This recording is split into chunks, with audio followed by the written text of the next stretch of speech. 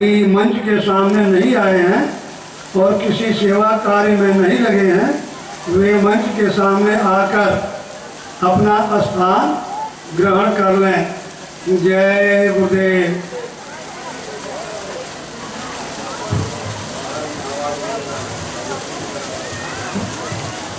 Sound and light की service करने वाले भाई बाहर और माइकों भोंपों में आवाज़ नहीं जा रही है, आप दौड़ कर चेक कीजिए आपका आवाज़ हर माइक से नहीं हो पा रहा।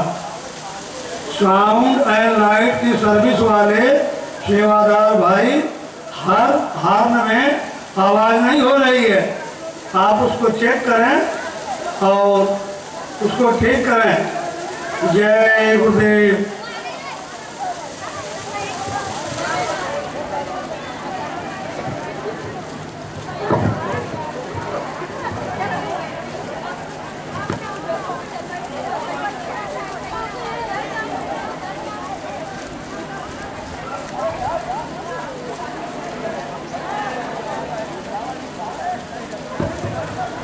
परम पूज्य बाबा साहेब जी महाराज मंच पर विराजमान हैं। अब आप लोग जल्दी से बैठ जाएं, जो भाई भी नहीं आए आ जाएं, जो सेवा में गए हैं सेवा में ही लगे रहेंगे, सेवा छोड़ के नहीं आएंगे। जय गुरुदेव।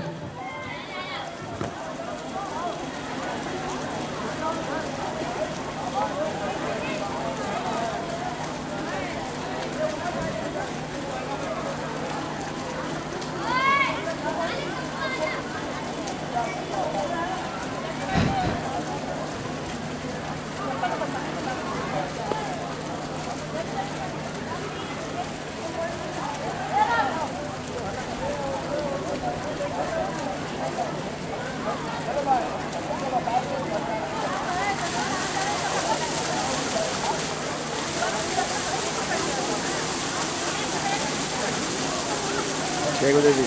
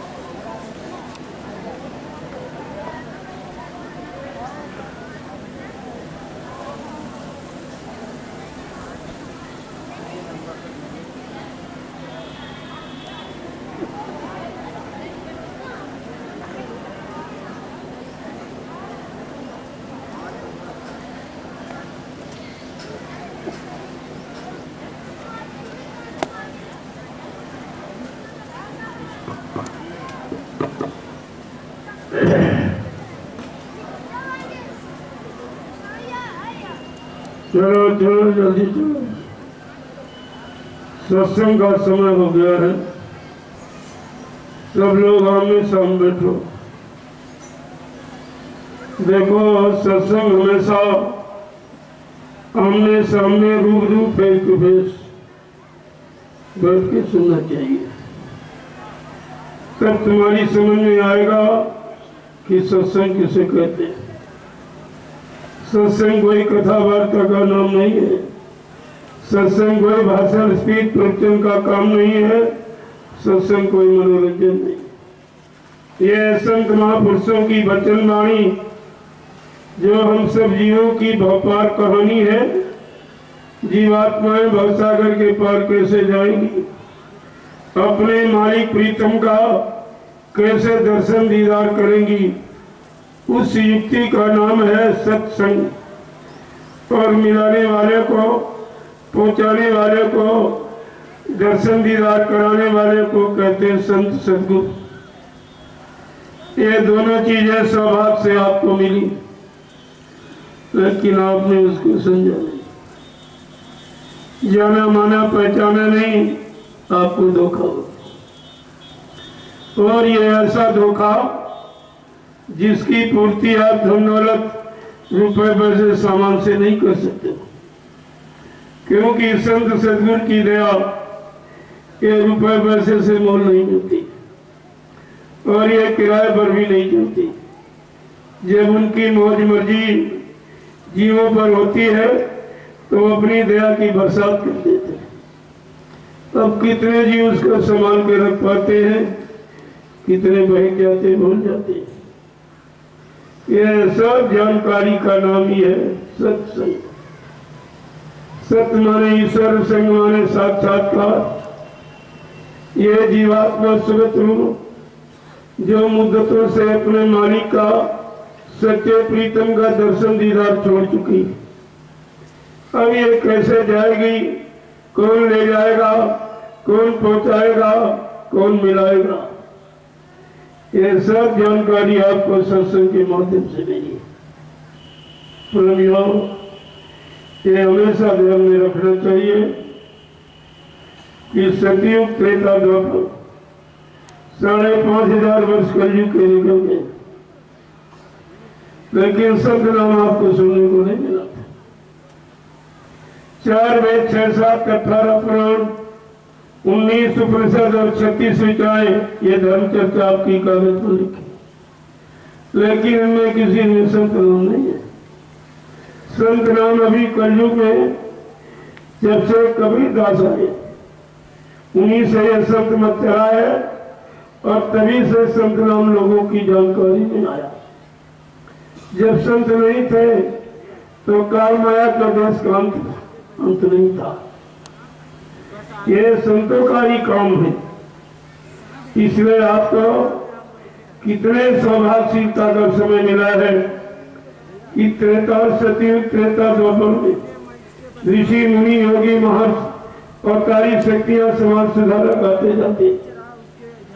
उनका केवल कार्य शरीर के इंद्रियों भोगों के सामान तक सीमित था। राजपाट, धन दौलत, मान सम्मान, सामान दिलाना, ये तो उन्होंने युक्ति आपको दी, लेकिन जीवात्मा जगह परमात्मा से मिले, जीवात्मा पर सच्चे लोग घर मुकाम मंडलों को पहुंचे, ये युक्ति नहीं थी। ये अधिकार सृष्टि में केवल सत्य महापुरुषों को।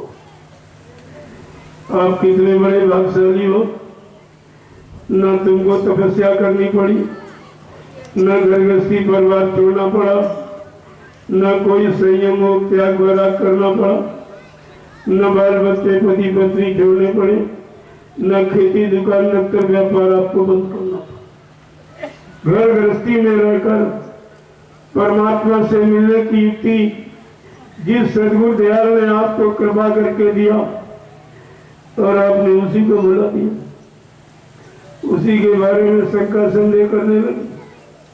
तुमको ये नहीं मालूम है जो सत्पुरुष के हुक्म आदेश से आता है और नाम को जगाता है नाम को सिद्ध करता है, वही नाम और शब्द इन सूत्र रूहों जीवात्माओं को पकड़ाता है और अपने जगह नाम जहाज पर बैठाल कर इन जीवात्माओं को इनके घर पहुंचाता है।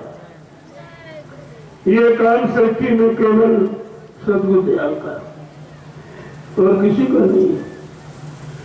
और आपको सौभाग्य से ये मिले भी, आपने इनको अपना गुरु भी बनाया, लेकिन हकीकत सत्यता से बहुत दूर है। ये तुम्हारी समझ में नहीं आया कि सदगुरु का आगमन इस भारत भूमि पर किस लिए होता है। अवतारी शक्तियों के बारे में तो आपको बताया गया कि अवतारी शक्तियां कब आती हैं।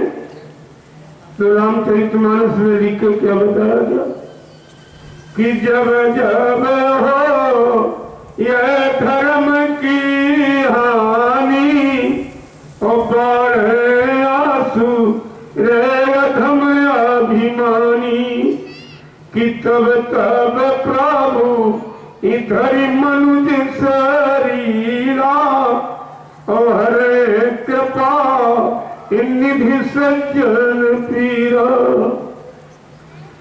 ये किस लिए आते जब धर्म की हानि हो जाती, मानवता इंसानियत प्रेम प्यार मोहब्बत खतरे में पड़ जाती, मानव की बुद्धि से माँ बहन बेटी बहू की पहचान खत्म हो जाती। तब परमात्मा किसी न किसी शक्ति को मनुष्य रूप में इसी मनुष्य शरीर में भेजता रहा है। उसमें यह नहीं कि जात पात में आएगा, रंग रूप में आएगा, धनी मानी बन के आएगा, गरीब बन के आएगा, पढ़ा लिखा पढ़ बन के आएगा, हिंदू मुसलमान सिख ईसाई बन के आएगा, या ब्राह्मण क्षत्रिय व सर्जन बन के आएगा। एक मनुष्य शरीर में आएगा और वो क्या करेगा, सबको एकता आध्यात्मिकता धार्मिकता के सूत्र बंधन में बांधकर सतपथ के रास्ते पर लाके खड़ा कर, ये उसका काम है। और जब आप उनकी भी बात नहीं मानोगे तो क्या होगा, और तुम्हारा भारी नुकसान होगा। ये मानवता इंसानियत खतरे में पड़ जाए। संपूर्ण मानव इंसानी जात पारस्परिक प्रेम प्यार मोहब्बत को खत्म कर देगा। सब लड़ाई झगड़े मारकाट हिंसा चोरी कत्लेआम बेचार कुचार में बच जाएगा। तब तुमको सच्चे रास्ते पर खड़ा करने करते जाएगा। गीता में ने भी आपको इशारा करके बताया, जिन जिन युगों में जब धर्म चला गया, मानवता इंसानियत चली गई, प्रेम प्यार मोहब्बत सेवा देना सदाचार परमात्मा की यादगार मानव के दिल दिमाग से चली गई और मानव की बुद्धि से माँ बहन बेटी बहू की परख पहचान चली गई। तब इन शक्तियों को परमात्मा देखता है, जाइए इनको साम दाम भेद दंड यानी चार नीतियों से पहले इनको समझाना बुझाना, फिर लोभ लालच देना, फिर इनको बताना कि जिन्होंने नहीं माना उनकी क्या दुर्दशा हुई और जिन्होंने माना उनका क्या सम्मान हुआ। ईश्वर भी नहीं माने तो मजबूर लाचार विवश होकर उनको दंड नीति अपनानी पड़ी, जिसको आप राम रावण संग्राम कह लीजिए और चाहे महाभारत कह लीजिए। यह मजबूर भी जब नहीं माने। तो कहने का मतलब यह है कि सबने आपको समय समय पर जानकारी दी, लेकिन आपने किसी की जानकारी नहीं, किसी की नहीं मानी। हमारे हिसाब से तो कलयुग का जीव बहुत अच्छा होना चाहिए था, क्योंकि कलयुग जीव के सामने अच्छे अच्छे महापुरुषों का इतिहास लिखा रखा, ऋषि मुनियों का, योगियों महर्षियों का, अवतारी शक्तियों का, समाज सुधारकों का, सूरवीरों का और सतियों का इतिहास आपके सामने लिखा रखा। कितना अच्छा मसाला अच्छे बनने का, लेकिन अफसोस के साथ कहना पड़ रहा है कि कलयुग की जीव सबसे ज्यादा खराब है, सबसे ज्यादा। इसका मतलब आपने किसी युग की शिक्षा को माना नहीं, स्वीकार नहीं किया, इसलिए यह सब यानी खराबी में चले गए और सब रो रहे, सब चिल्ला रहे, कोई तुम्हारी सुनने वाला नहीं है। अरे अभी तो कुछ नहीं, जब आगे का समय कितना खराब आ रहा है, जब ये त्राहिमाम कोहराम मचेगा, कोई किसी की सुनने वाला नहीं होगा। बाबा जी ने एक इशारा किया था कि सबकी दाढ़ी में आग लगेगी तो कौन किसकी बचाएगा, सबको अपनी अपनी पड़ी होगी। महात्माओं का इशारा बड़ा रहस्यमय होता है और इसको इतनी जल्दी समझा नहीं जा सकता। तो जब आपकी समझ में आएगा, जो गोस्वामी जी महाराज ने लिख के बताया है कि बहुरी काल करिए सत्संगा और तब ही हो संसे सब भंगा। बहुत समय तो सत्संग करो, सुनो पढ़ो सुनाओ नहीं करो, जब करोगे तो आपको लाभ मिलेगा। सुनने सुनाने का कोई लाभ नहीं। जो उन्होंने आत्मिक सुख की बात कही है, शाश्वत सुख आनंद की बात कही है, वो करनी के तत्पश्चात ही मिलता है। संत मत करनी का ही विषय है। करनी करो, मार मंडालो, इंद्रिय भोग विसारो, इतना काम करो तुम अब की, फिर आगे की सतगुरु जाने। इतना शरीर में रहकर हमें आपको करना होगा। तीसरे तीर्थ तक, छठे आज्ञा चक्र, सिफत बिंदु, 10वें द्वार तक ये पहुंचना होगा। वहां से सदगुरु दयाल तुम्हारी संभाल करने का वादा किया, लेकिन ये मंजिल आपको तय करनी होगी। इसमें ही कितने बखेड़े हैं। अभी तुमने चलना शुरू भी नहीं किया था तब तक बखेड़ा हो गया। काल ने अपना दांव लगा दिया और सबको भूल भ्रम की तरफ उठा के फेंक दिया। तुम्हारी समझ में गुरु का एक भी वचन नहीं आया। अगर एक भी वचन समय के सदगुरु दयाल का, जो तुम्हारे बचने बचाने का, तुम्हारी जीवात्मा के उद्धार का था, अगर आपने समझ कर पकड़ के रखा होता तो तुम्हें कोई शंका संदेह भूल भ्रम में फंसने वाला पैदा ही नहीं हुआ था। लेकिन तुमने कुछ नहीं समझा और तुम्हारी समझ में कुछ आया भी नहीं।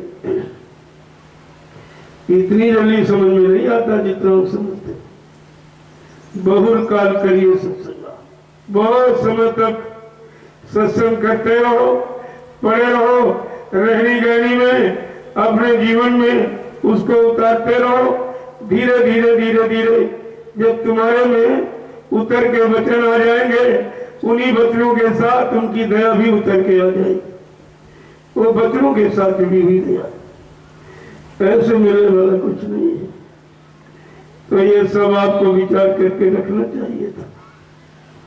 ये नाम युक्ति नामदान जो समय से आपको सदगुरु दयाल ने आपकी जीवात्मा के उद्धार के लिए दिया, ये संसार में मान सम्मान पाने के लिए नहीं है। जो निकालने के लिए आया है वो फंसने फंसाने का सामान कभी नहीं देगा। तुम कितना रोज चिल्लाओ, अगर सामान दे देगा तो निकल नहीं पाओगे। हाँ, इतना वादा किया है कि किसी को भूखा सोने नहीं दिया जाएगा, नंगा रहने नहीं दिया जाएगा। तुम्हारा सामाजिक पारिवारिक कार्य कैसे भी पूरा किया जाए, कहीं से पूरा कर दिया जाएगा। लेकिन तुम सब लोग भजन करते हो। सिर्फ एक काम दिया था, भजन करने का। कहा था तुम्हारे सारी कामनाओं को, इच्छाओं को मैं जो शुभ कर्मों की है मैं पूरा कर दूंगा, लेकिन तुम एक काम करो कि तुम भजन करने लगो। अगर आपने भजन किया होता तो वहां शंका का तो नामो निशान नहीं। जहां सूरज होता वहां अंधेरा नहीं हो सकता। ऐसे संत सूर संता, जहां पानी होती है वहां गंदगी नहीं, जहां सूरज होता वहां अंधेरा नहीं, जहां गुरु होता वहां अज्ञानता नहीं होती। ये तीनों चीजें आपको पकड़ के रखनी चाहिए और आपको समय से मिली भी, जिसके पाने के लिए आपको कोई श्रम, समय, पूंजी खास खर्च नहीं करनी पड़ी, लेकिन फिर आप संभाल के रख नहीं पाए। इसीलिए कहा गया था सदगुरु दयाल के शरण में एक तो जीवों को जाना नहीं मालूम कैसे जाया जाता, कैसे बैठा उठा जाता, कैसी रहनी गहनी में रहा जाता, कैसा खान पान किया जाता और क्या उनसे मांगा जाता, एक तो आपको मालूम नहीं। अगर कृपा दया मेहरबानी करके वो आपको दे दें तो तुम रखना नहीं जानते, उठा के फेंक देते हो। जो वचन तुमको दिए थे, जो वादे किए थे, युग परिवर्तन के, नौ युग निर्माण के और सुकून शांति सबको मिले, सबको न्याय सुरक्षा रोजी रोटी मिले, इसका जिन्होंने वादा किया था आज आपने उन्हीं को भुला दिया। क्या यह काम कोई सृष्टि में और कर सकता है? बाबा जी ने ऐसा वादा ही किया जो सृष्टि में किसी के बस की बात नहीं। कहा था बच्चा कलयुग को भगाऊंगा, सतयुग को लाऊंगा, सबको न्याय सुरक्षा रोजी रोटी की व्यवस्था बना के दूंगा, सबको शाकाहारी बनाऊंगा, सबकी जीवात्माओं को जगाऊंगा, परमात्मा से मिलाऊंगा और अपने नाम जहाज पर बैठाल कर इन जीवात्माओं को इनके घर पहुंचाऊंगा। ऐसा विलक्षण वादा रहम और दया का जिस महापुरुष का, क्या आपने उसे समझ पाया? क्या तुम्हारी समझ में कभी आया ये सब?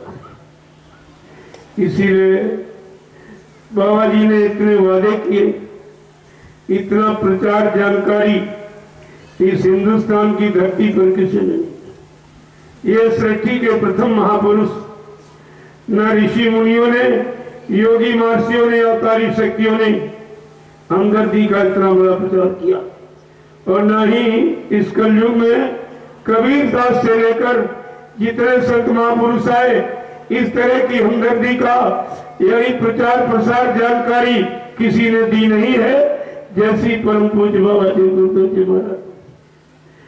और आपने कुछ नहीं समझ पाया, जिन्होंने हिंदुस्तान का कोई प्रांत, कोई जिला, तहसील, ब्लॉक, शहर, कस्बा, गली, गांव कूचा छोड़ा नहीं जहां पर जीवों की हमदर्दी का संदेश न पहुंचाया हो। और फिर भी तुम्हारी समझ में कुछ नहीं है। कहा था बच्चा काल माया का देश, बहुत होशियारी के साथ रहना। जिसने ऋषि मुनि योगी महर्षियों को नहीं बख्शा तो तुम तो कुछ भी नहीं हो। तुम्हारे पास न त्याग है, न संयम, न वैराग है, न कोई योग है, न अच्छा खान पान है, न अच्छी मन बुद्धि है। तुम्हारा खान पान भी खराब और संग सोबत भी खराब, जिसके कारण तुम्हारा देखना, सुनना, उठना, बैठना, बोलना, चलना, सोचना, समझना, करना, कराना सब खराब हो गया। ऐसी खराबी में कलयुग क्या कर सकते? तभी कहा गया था संत न आते जगत में तो जड़ मरता संसार। अगर संतों का आगमन इस भारत भूमि पर न हुआ होता तो हम सब जीवात्माओं को काल माया के देश से निकलने का कभी अवसर, मौका, चांस ही नहीं मिलता। कितना बड़ा काम, कितनी बड़ी हमदर्दी का, तुम्हारी संभाल का, सहयोग का लेके आए तो आपने उन्हीं को नहीं पहचाना। तुम्हारे द्वारा प्रचार कराया कि जब तुम प्रचार करोगे, लोगों को सुनाओगे, समझाओगे तो तुम भूलने नहीं पाओगे। तुम सबको सुनाते समझाते रहे लेकिन अपने मन को नहीं समझा पाया, और तुम्हारे मन ने ही तुमको धोखा दे दिया। तुम्हारे मन ने ही शंका संदेह भूल भ्रम में ले जाके तुमको डाल दिया और तुम कुछ नहीं कर पाए। बाबा जी बराबर इशारा करते रहे, ये तुम्हारा देश नहीं है, काल माया का देश है। पराये देश में, पराये राज्य में, पराई हुकूमत में, पराये अधिकार में रहकर तुम मनमानी नहीं कर सकते हो। जब जैसा वो चाहेगा तब तैसा काम तुमसे कराएगा और तुम कुछ नहीं कर पाओगे। पराधीन सपने सुखना, ये तो काल माया का देश है। प्रेमियों, जो शरीर है ये भी काल माया। शरीर के लिए जो आपने जमीन, दुकान, मकान, धन दौलत, रुपया, पैसा, सामान इकट्ठा किया, ये भी काल का। जो रिश्ते नाते, बाल बच्चे, पति पत्नी आके आपने बनाए, ये भी काल का। केवल इस काल देश में दयाल की चेतन जीवात्मा, बाकी सब काल का मसाला। उस जीवात्मा को भी इस काल माया ने फंसा लिया। तो जब चेतन फंस गई तो जड़ का क्या है? ये जड़ क्या कर सकता है? इसी चेतन जीवात्मा को फंसने फंसाने का कारण बताने समझाने के लिए, यानी ग्रह संत गोस्वामी जी महाराज ने, जिन्होंने रामचरितमानस लिखा, उन्होंने सब कुछ आपको बताया, लेकिन तुमने ये कुछ पढ़ा ही नहीं। तुम सब मनोरंजन, इधर उधर की बातें, स्वार्थी लोभी लाचियों की करते रहे और परमात्मा का रास्ता तुम्हारे हाथ से निकल गया। क्योंकि जब कोई बताने वाला, जिसने परमात्मा की कमाई की है, परमात्मा रास्ते पर सफलता प्राप्त की है, जब वो परमार्थी जगत पर चलने वाला कोई संत महापुरुष मिलेगा, कोई साधक मिल जाएगा, वो आपको जानकारी देगा। बाकी ये किसी के बस की बात नहीं। तो गोस्वामी जी महाराज क्या बताना चाहते हैं? तुम उसे मनोरंजन समझते रहे, अखंड पाठ करते रहे, लेकिन अखंडता सब विखंडता में परिवर्तित हो गई। अखंड पाठ परिवार समाजों में चला, लेकिन परिवार की ही अखंडता खत्म हो गई। भाई भाई में लड़ाई झगड़ा, बाप बेटे में लड़ाई झगड़ा, पति पत्नी में लड़ाई झगड़े, जात पातियों में, हिंदू मुसलमान सिख ईसाइयों में, ब्राह्मण क्षत्रिय वैश्य जनों में, राजा और रैयत में, यहाँ तक मंदिर और मस्जिद में भी झगड़ा है। क्या यही अखंडता? उस अखंड पाठ करने का मतलब क्या निकला? लाभ क्या आपको मिला? क्योंकि कोई बताने वाला, जिसने किया हो, वो जब करने कराने वाला मिल जाएगा, तब आपको असली करने का पता चलेगा।